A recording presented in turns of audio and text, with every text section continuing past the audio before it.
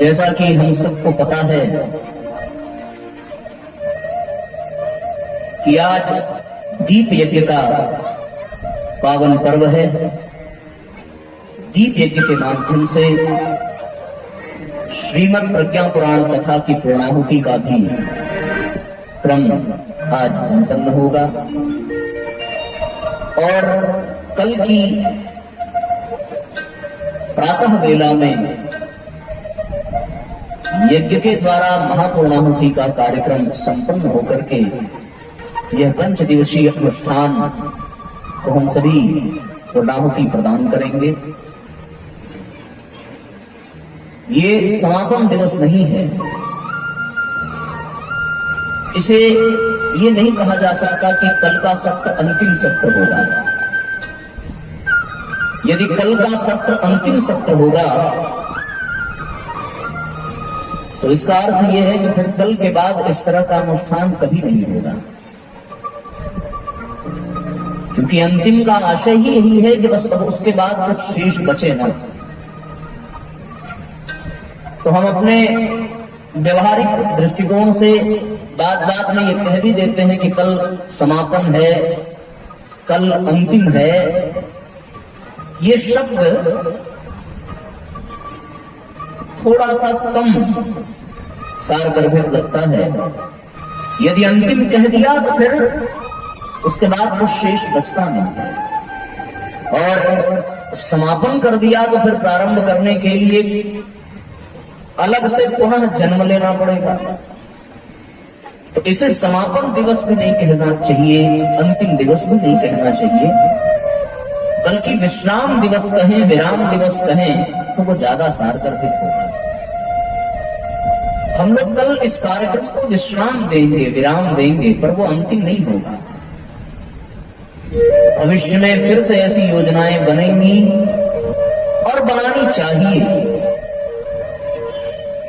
क्योंकि इस तरह के आध्यात्मिक प्रयोग यदि क्षेत्रों में होते रहे तो ही जन जागृति रहेगी और व्यक्ति के व्यक्तित्व का परिष्कार होता है।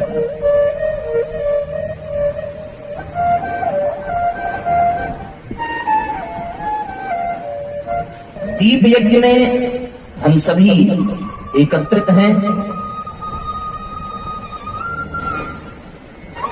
विडंबना कुछ ऐसी रही कि 5 दिवसीय आयोजन में प्रथम सत्र का जो समय होता है वो बहुत कम समय के लिए होता है। कलश यात्रा से थक करके आने वाले श्रद्धालु, फिर उसके बाद 50-55 मिनट का उद्बोधन और वो पीठिका बनाने में, भूमिका बनाने में बीत जाता है। दूसरा और तीसरा सत्र का संचालन ढंग से होता है ऐसा कहा जा सकता है, पर इसे अपनी अयोग्यता कह लें या फिर व्यासपीठ की कुछ माया कह लें कि इन 2 सत्रों में भी प्रज्ञा पुराण कथा के प्रथम खंड का द्वितीय अध्याय भी मैं पार नहीं कर पाया हूं, और आज अंतिम सत्र, विश्राम सत्र, विराम सत्र ये कह सकते हैं।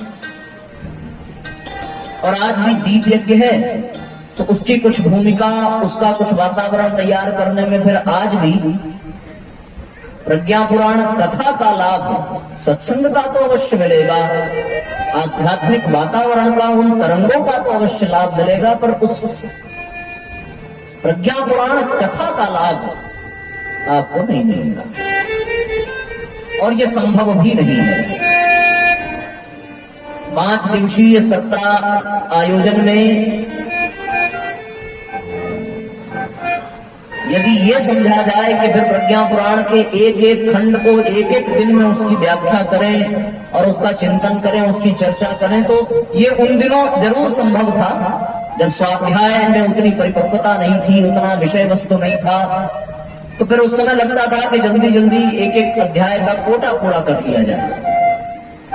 पर आज जब वास्तव में गहराई में प्रवेश करने की स्थिति बनती है तो फिर उससे ऊपर उठ पाना संभव नहीं हो पाता। जितनी गहराई में हम गोता लगावे उतने ही मणि माणिक्य हमारे सामने निकल करके प्रस्तुत हो जाते हैं।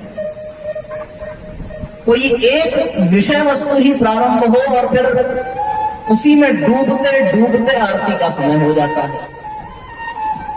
तो ये एक व्यवस्था है व्यासपीठ की। वरना नैमिषारण्य क्षेत्र में ऋषियों द्वारा 2-2, 3-3 सत्र होते थे। ब्रह्म मुहूर्त में होता था एक सत्र, फिर संध्या वंदन के समय सायंकालीन, और फिर दोपहर में भी इस तरह की कथाओं का सत्र।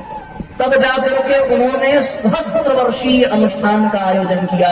1000 वर्ष तक 3-3 सत्र के उन्होंने आयोजन किए। तब जाकर के उन्होंने समस्त पुराण और आर्ष ग्रंथों का, उपनिषद आदि जो लिखे गए हैं, फिर वहीं से निकल करके आए।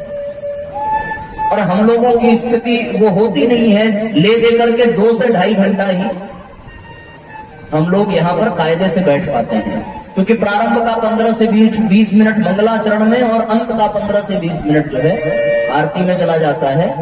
मध्य का जो समय बचता है वो 2 से 2.5 घंटे का बचता है। उसमें भी गीत संगीत के माध्यम से हुआ तो आप आधे घंटे वो भी निकाल लो। शुद्ध ज्ञान की चर्चा 1.5 से 2 घंटे की मात्र रह जाती है।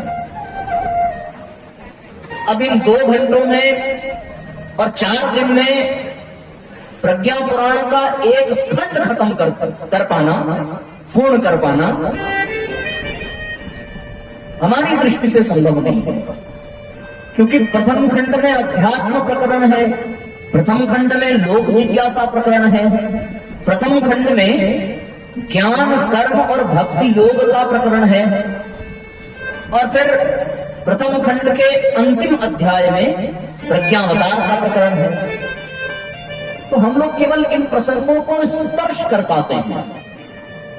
होता तो पूरा है, यदि 4 दिन का मिला लिया जाए तो वो क्रमबद्ध भले नहीं होता, पर मोटा मोटी मिलाकर के सभी प्रसंगों को स्पर्श अवश्य कर लिया जाता है। लेकिन श्रृंगार केवल एक ही प्रसंग का हो पाता है, और उसको सजा करके खूब उसकी गहराई में प्रवेश हम लोग कर पाते हैं। जैसे कथा के दूसरे सत्र में हम लोगों ने चर्चा की थी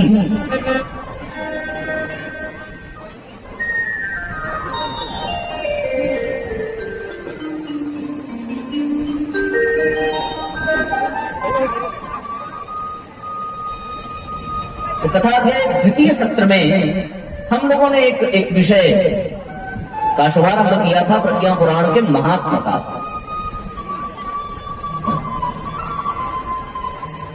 तो केवल उसी का श्रृंगार कर पाए हम लोग, कथा में बस प्रवेश कर पाए थे।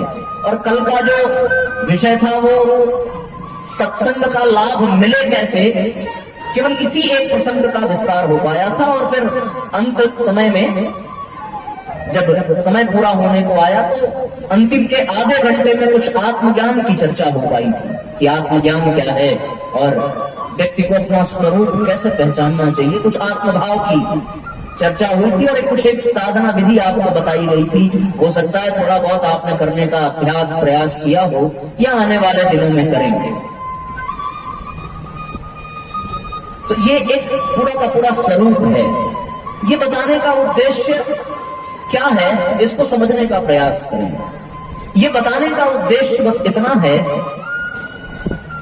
कि व्यासपीठ के माध्यम से केवल उतना ही समय मिल पाता है कि आपको इन कथाओं का और इन कथाओं के नायकों का परिचय मात्र कराया जा सके। परिचय करा देने का काम केवल व्यासपीठ का है। बस मैं ये कहना चाहता हूं, जब कोई अगुआ किसी कन्या और वर के परिवार में बातचीत करता है तो वो शादी करा नहीं देता, वो केवल परिचय कराता है, संबंध कराता है। वो एक रिश्ता जोड़ करके फिर निकल जाता है। अब उसके बाद आपकी मर्जी, आप करो या ना करो। आपको जमे तो शादी होगी, फिर आप कृतज्ञता भले व्यक्त करें उस अगुआ के प्रति, भैया बहुत बढ़िया रिश्ता आपने परिचय करा दिया और बहुत सुंदर तरीके से हमारी बिटिया बड़ी प्रसन्न है, बहू बहुत अच्छी आई है। तो एक वो मात्र परिचय करा पाता है और कुछ नहीं करा पाता। एक भूमिका निभाता है जोड़ने का, सेतु का काम करता है, मिलाने का काम करता है। वैसे तो आज के समाज में तोड़ने वाले बहुत मिलेंगे। कोई जाति के नाम पे तोड़ता है, कोई धर्म के नाम पर, कोई संप्रदाय के नाम पर, कोई भाषा के नाम पर, कोई चिंतन के नाम पर, कोई चरित्र के नाम पर अलग अलग योजनाएं बना करके लोग समाज के विभिन्न वर्ग संप्रदाय के लोगों को अलग करने का प्रयास करते हैं, एकता को भंग करने का प्रयास करते हैं।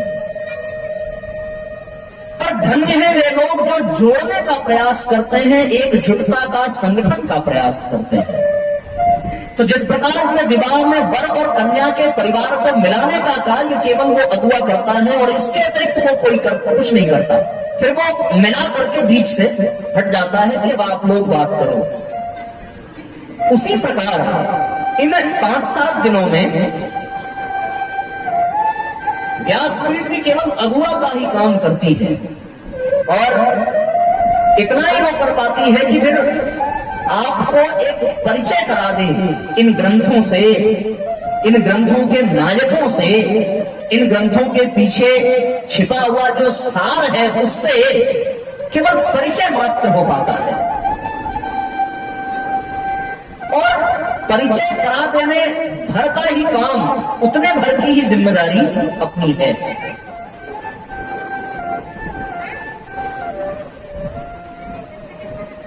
पुस्तक जो है ये उस तक पहुंचने का रास्ता मात्र है, मार्ग मात्र है, लेकिन अब चलना तो खुद ही पड़ेगा, जाना तो खुद ही पड़ेगा। परिचय के बाद संबंध बनाना तो खुद ही पड़ेगा और संबंध बनाने के बाद निभाना खुद ही पड़ेगा। उसमें व्यासपीठ कोई भूमिका निभा नहीं सकता। वो आपको परिचय करा दिया कि प्रज्ञा पुराण क्या है, वो आपको परिचय करा दिया कि प्रज्ञा पुराण को लिखने वाला कौन है, वो आपको परिचय करा दिया कि प्रज्ञा पुराण का उद्देश्य क्या है। कई बार लोग कथाओं में आते हैं और कहते हैं कि भैया 3 दिन का 4 दिन का समय है तो फिर एक दिन में एक खंड निपटा दीजिए। तो फिर उनसे हाथ जोड़ करके प्रणाम ही करने की इच्छा होती है और अपनी अयोग्यता, होंगे कोई और ज्ञाता, कोई और ज्ञानी जो एक दिन में एक खंड का पूर्णीकरण करते चले, पर अपनी तो अयोग्यता है। जैसे मुझे याद है कि हमारे आयोजक मंडल के आदरणीय शाकेश बाबूजी ने भी यही कहा था कि 4 दिन 5 दिन का है समय तिवारी जी, तो आप एक दिन में एक खंड की व्याख्या। तो मैं इसमें असमर्थ रहा कि वो हमारे लिए संभव नहीं हो पाया। और वो एक परिचय और एक संबंध बनाने की विधि हमने बता दी आपको। इन जरा यहां से भैया हटा दीजिए, भैया यहां से जरा हटा दीजिए बच्चों को, और मैं तो कहूंगा आप लोग भी वहीं बैठे तो वो ज्यादा ठीक है। तो इसलिए साथियों मैं निवेदन यही कर रहा था कि अब परिचय करा दिया और अब परिचय के बाद संबंध बनाना और संबंध निभाना, ये दोनों आपकी जिम्मेदारी है। यदि आप लाभ पाना चाहते हो तो फिर आपको संबंध बनाना पड़ेगा प्रज्ञा पुराण से, प्रज्ञा पुराण के रचयिता से। और संबंध बनाने के लिए क्या करना पड़ेगा ये भी बता देता हूं। संबंध बनाने के लिए आपको 2 काम करने पड़ेंगे। एक तो उस चेतना से संबंध बनाना पड़ेगा, एक रिश्ता बनाना पड़ेगा, और दूसरा उस चेतना के विचारों से स्वयं को जोड़ना पड़ेगा। अगुआ यदि परिचय करा दे तो फिर उसे पता चलता है कि हाँ सब कुछ ठीक ठाक है और अब संबंध हम लोग कर रहे हैं, आपको भी आमंत्रण है, आप भी आइए और इस विवाह को संपन्न कराइए, अपनी भूमिका निभाइए। तो उसी तरीके से हमने परिचय तो करा दिया और परिचय के बाद आपने मन बना लिया होगा कि अब संबंध रखना है, संबंध बनाना है, संबंध निभाना है। तो फिर संबंध निभाने को यदि आपने नक्की कर लिया तो फिर संबंध जोड़ने का कोई काम व्यासपीठ का है। उस ईश चेतना से आपको जोड़ देने का काम। और जैसे ही वो तार जुड़ा वैसे ही उसका प्रवाह स्वतः आपके भीतर आने लगेगा और आप उसी चेतना के समकक्ष हो जाएंगे तब तक वो प्रवाह बना रहेगा। कोई झील, कोई सरोवर ऊपर हो और उसके ठीक नीचे कोई हो तो ऊपर वाले सरोवर की धारा तब तक नीचे बहती रहती है जब तक दोनों बराबर न हो। उसी प्रकार जब व्यासपीठ के माध्यम से आपका संबंध उस ईश चेतना से जोड़ दिया जाएगा तो फिर उसका प्रवाह आपके भीतर तब तक बना रहेगा, तब तक बना रहेगा, तब तक बना रहेगा जब तक कि आप और वो दोनों बराबर नहीं हो जाते। मतलब आपकी भी चेतना का विस्तार उतना हो जाए जितना उनका है, तब तक वो प्रवाह आपके भीतर बना रहेगा। उसके भी दो स्वरूप हैं, एक सूक्ष्म प्रवाह है और एक स्थूल प्रवाह है। सूक्ष्म प्रवाह को प्राण कहते हैं, आत्मबल कहते हैं, मनोबल कहते हैं, संकल्प बल कहते हैं और स्थूल प्रवाह को विचार कहते हैं, चिंतन कहते हैं। स्थूल प्रवाह के लिए आपको प्रज्ञा पुराण के साहित्य से जुड़ना पड़ेगा और सूक्ष्म प्रवाह के लिए प्रज्ञा पुराण के रचयिता से जुड़ना पड़ेगा। साहित्य केवल प्रज्ञा पुराण का ही ऐसी बात नहीं है, प्रज्ञा पुराण की ही व्याख्या परम पूज्य गुरुदेव के अन्य 3200 पुस्तकों में विस्तार से की गई है। आप किसी भी पुस्तक को उठा करके देखें, मैं दावे के साथ कह सकता हूं कि गुरुदेव के द्वारा लिखी गई प्रत्येक पुस्तक का जो आधार है वो प्रज्ञा पुराण ही है। क्रांति धर्मी साहित्य आप उठा करके देखें, मैं उदाहरण देता हूं, प्रमाण देता हूं। क्रांति धर्मी साहित्य का पुस्तक सतयुग की वापसी, परिवर्तन के महान क्षण, मन स्थिति बदले तो परिस्थिति बदले, इन सभी पुस्तकों को आप उठा करके देखें। आद्य शक्ति गायत्री की आराधना, ऐसी क्रांति धर्मी साहित्य की समस्त पुस्तकें प्रज्ञा पुराण के प्रथम और द्वितीय खंड में समाहित हैं।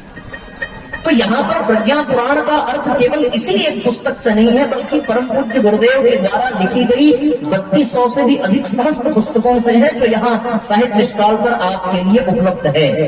उन पुस्तकों को लेना, पढ़ना और अपने जीवन में उतारना, ये उनके स्थूल प्रवाह से जुड़ने की प्रक्रिया है। और सूक्ष्म प्रवाह से जुड़ने की प्रक्रिया जिसमें फिर उनका प्राण आपके भीतर आ जाए, उनकी चेतना आपके भीतर आ जाए, उनकी उपलब्धियां, उनकी सिद्धियां, उनकी शक्तियां आपके भीतर आ जाएं, इसको सूक्ष्म प्रवाह कहते हैं। और इस सूक्ष्म प्रवाह के लिए साहित्य नहीं, इस सूक्ष्म प्रवाह के लिए संस्कार की आवश्यकता पड़ती है। स्थूल के लिए तो काम साहित्य से चल जाएगा, पर सूक्ष्म के लिए काम जो है वो साहित्य से नहीं, वो संस्कार से चलेगा। जिस प्रकार से वर और कन्या का विवाह अग्नि को साक्षी मानकर, देवताओं को साक्षी मान करके संपन्न कराया गया और समाज के सामने उनको एक जोड़े में, एक संबंध में बांध दिया गया, उसी प्रकार कल यहाँ भी एक ऐसे सुंदर संयोग का आयोजन किया जाएगा जिसमें उनकी सूक्ष्म प्रवाह से जोड़ने के लिए संस्कार को माध्यम बनाकर, यज्ञ को माध्यम बनाकर, अग्निदेव को माध्यम बनाकर, इस समाज को माध्यम बनाकर, इन देव शक्तियों को माध्यम बनाकर के उनकी साक्षी में आपको एक संस्कार में गुरुदेव से जोड़ने का कार्य किया जाए। मैं फिर से प्रारंभ करूं कि व्यासपीठ का काम केवल परिचय कराना है, संबंध बनाना, न बनाना, निभाना, न निभाना आपकी जिम्मेदारी। संबंध बनाने के दो तरीके हैं, एक तो स्थूल संबंध है, एक सूक्ष्म है। स्थूल वो जो आपने साहित्य लिया और साहित्य के माध्यम से उनके विचारों से जुड़े, और सूक्ष्म वो है जब आप उनके प्राणों से जुड़ेंगे, उनकी चेतना से जुड़ेंगे। तो स्थूल रूप में जुड़ने के लिए साहित्य और सूक्ष्म रूप में जुड़ने के लिए संस्कार। स्थूल के लिए कोई दंड घंट की आवश्यकता नहीं पड़ेगी, अपनी जेब से आपने कुछ 10-20 रुपए निकाले, वहां से खरीदा, लिया, पढ़ा और चले गए, बस इतना ही। सूक्ष्म में विधिवत विवाह जैसा आयोजन करना पड़ेगा। यज्ञ को केंद्र बना करके भगवान की साक्षी में आपको पुनः वो संबंध स्थापित कराया जाएगा वेद मंत्रों के उच्चारण से। और ऐसे आध्यात्मिक वातावरण में जब कोई संबंध बनता है तो फिर वो संबंध युगों युगों तक चलता है।